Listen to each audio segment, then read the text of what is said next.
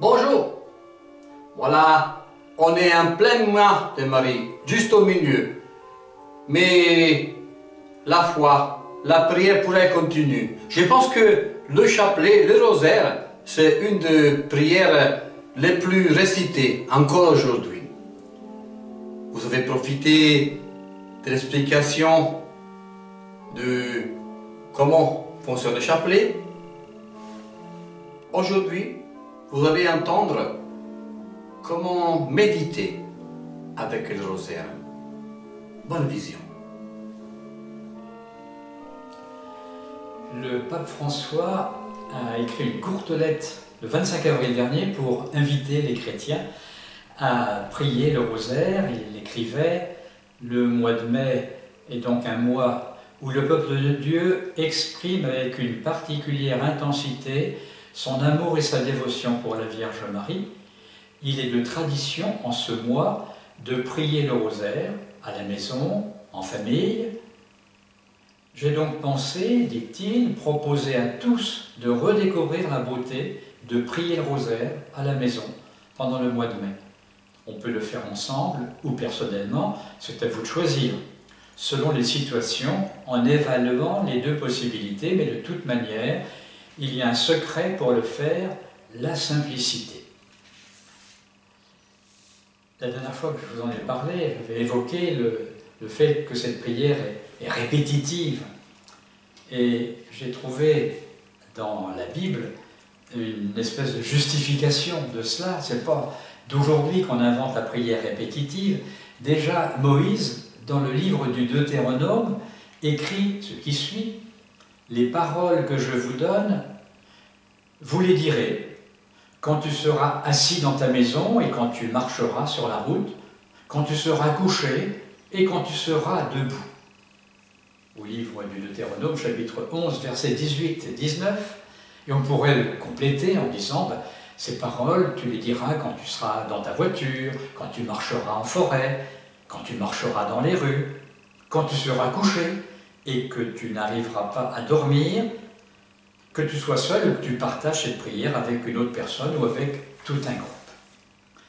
La dernière fois, j'ai donc parlé du chapelet, de l'objet chapelet, en faisant surtout une description matérielle. J'aborde aujourd'hui l'aspect spirituel, parce que si les doigts égrènent les perles du chapelet, s'ils s'occupent ainsi, à quoi s'occupe notre esprit, notre cœur, notre âme? Bien sûr, il faut être attentif aux mots que nous prononçons, mais pas seulement. Ça peut être porteur pour méditer des événements de la vie de Jésus. Événements passés, certes, tels qu'ils sont racontés dans les évangiles, mais tout ce qui concerne Jésus est un événement présent, parce que le Christ Jésus est vivant et que les événements racontés dans les évangiles ont un prolongement aujourd'hui.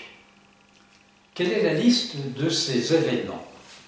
C'est ceux qui concernent, bien sûr, la vie de Jésus, sa vie humaine, et cette vie commence au moment de sa conception, quand il est conçu du Saint-Esprit dans le corps de Marie, et c'est ce qu'on appelle l'Annonciation.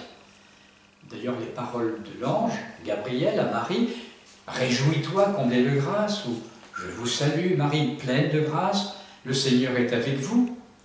On peut se rappeler que ces mots du « Je vous salue, Marie » sont tirés précisément de l'Évangile et du récit de l'Annonciation. Alors pendant 10, « Je vous salue, Marie », combien de temps? 3 minutes à peu près, on va évoquer ce début de la vie de Dieu dans notre monde. 1 cellule, 2 cellules, 4 cellules, 8 cellules, espèce de la multiplication des cellules. Dieu est un être humain en formation. Mystère de Jésus et aussi mystère du oui de Marie qui accepte que Dieu vienne commencer cette vie en elle. Mystère de l'Annonciation, quelques jours plus tard, Marie va rendre visite à sa cousine Élisabeth, qui va lui dire « Le fruit de ton sein, le fruit de tes entrailles est béni ». C'est la visite, c'est la visitation. Marie va se mettre à la disposition d'Élisabeth, qui est enceinte, et de Zacharie, qui est momentanément muet. C'est aussi l'étonnante et mystérieuse rencontre entre un embryon et un fœtus, entre Jean-Baptiste et Jésus, puisque Élisabeth dit « Mon enfant dans mon sein a tressailli avec la rencontre du tien, l'enfant a tressailli dans mon sein ». De nouveau, 3 minutes de méditation, soutenue par la prière de « Je vous salue Marie » sur ces événements assez étonnants. Puis les étapes suivantes, la naissance de Jésus à Bethléem, la présentation de l'enfant Jésus par ses parents dans le temple, 4 événements dans un court laps de temps, c'est-à-dire tout le temps pendant lequel Jésus est porté par Marie, 9 mois et 40 jours. Et puis le dernier événement de ce cycle des mystères qu'on appelle joyeux se situe 12 ans plus tard, quand Jésus, en pèlerinage à Jérusalem, laisse repartir ses parents. Il reste dans cette ville, dans le temple. Ses parents inquiets viennent le récupérer. Jésus perdu et retrouvé. Vous savez peut-être qu'à Orléans, il y a une église qui est dédiée à cet événement, le recouvrement, la recouvrance, comme on dit, l'église Notre-Dame de Recouvrance dans le centre d'Orléans. Alors, j'ai évoqué ce cycle des événements joyeux de la vie de Jésus. Il y a ainsi 4 cycles.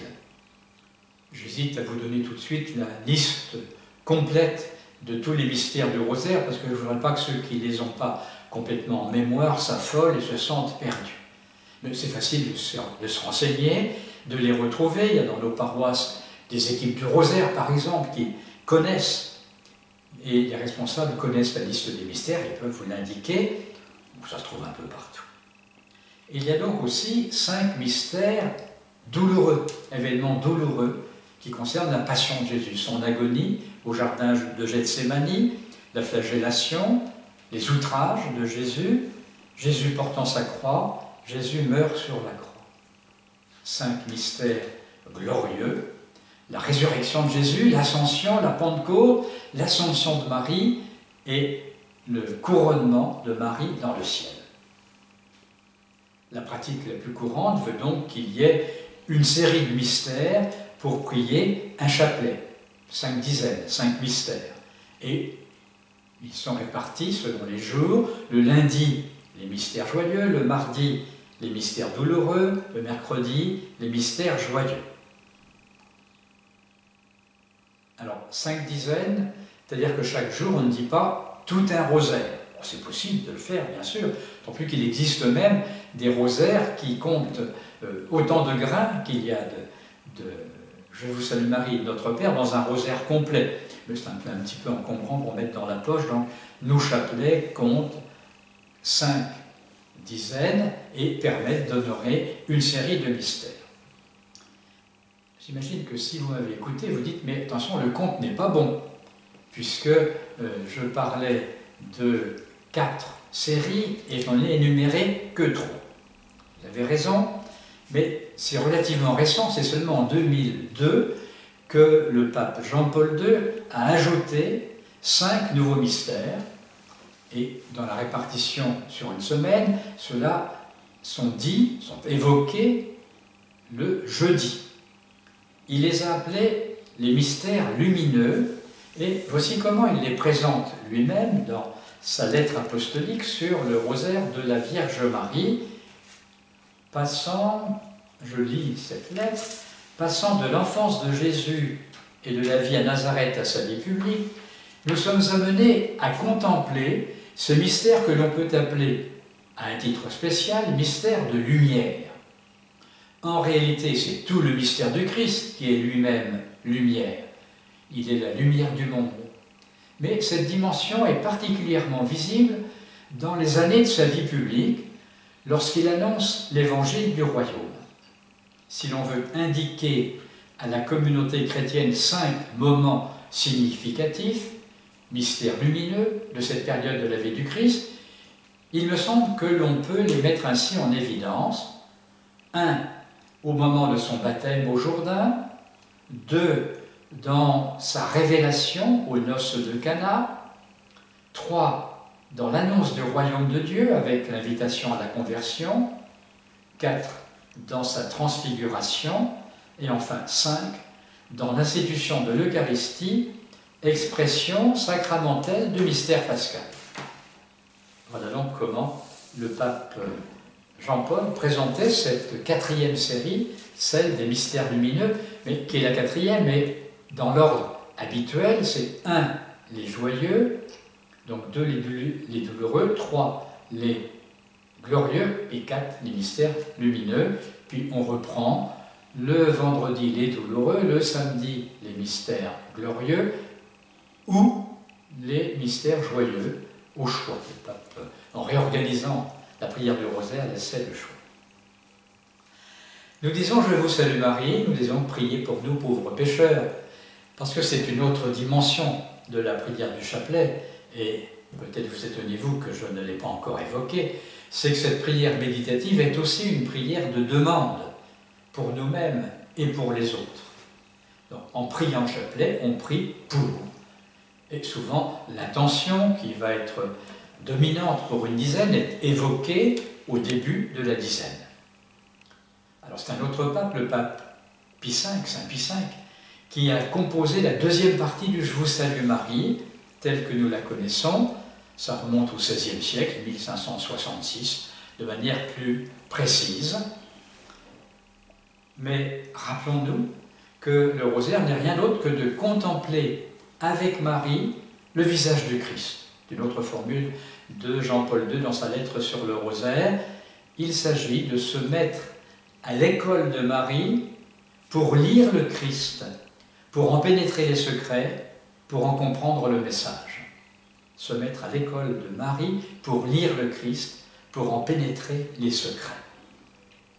C'est pour ça que le mot central de la prière du « Je vous salue Marie », c'est le nom de Jésus. Alors, la construction même de la prière devrait mettre en valeur ce mot. Dans la récitation latine, tout culmine avec le nom de Jésus. Chez nous, notre « Je vous salue Marie » est le même petit peu, non pas entre parenthèses, mais en sourdine, et Jésus, le fruit de vos entrailles, est béni. C'est pourquoi d'ailleurs, je pense au Père du Sacré-Cœur, les missionnaires d'Issoudun, qui ont proposé une autre formule, et le fruit de tes entrailles est béni, Jésus. Prie pour nous pauvres pécheurs, etc. C'est-à-dire qu'on essaie de le remettre en valeur. Faisons comme nous pouvons, mais n'oublions pas quand même que au centre de cette prière mariale, c'est Jésus. D'ailleurs, quand on dit « et le fruit de tes entrailles est béni, Jésus », on peut ajouter au jour de son annonciation, au jour de la visitation, etc., ces petits commentaires intérieurs au « Je vous salue Marie » que les techniciens appellent des clausules, c'est-à-dire une manière de non seulement de réciter le « Je vous salue Marie », mais de rappeler quel est le mystère que l'on est en train de méditer. Nous occupons nos doigts, nos lèvres, mais aussi notre cœur pour nous mettre à l'école de Marie, lire le Christ, pénétrer ses secrets, comprendre son message.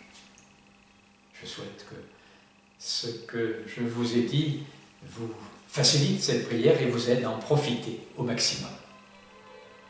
Au revoir.